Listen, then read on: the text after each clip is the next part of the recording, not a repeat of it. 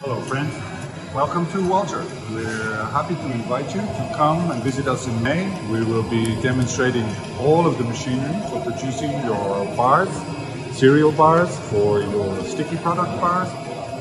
We have a full line for you to see, and we'd be very happy to test your products.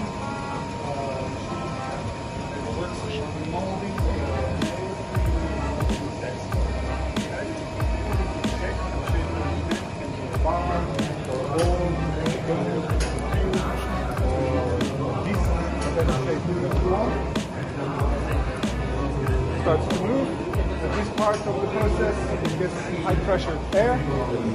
Okay, so high pressure. Then comes 6 o'clock. 6 o'clock on the clock. It falls on the mat, and then continues what is your production activity.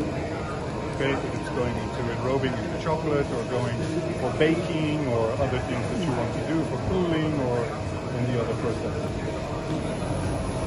So it's just switched on the high pressure. To change the mold, changing takes about, to change this takes about 30 minutes. Okay.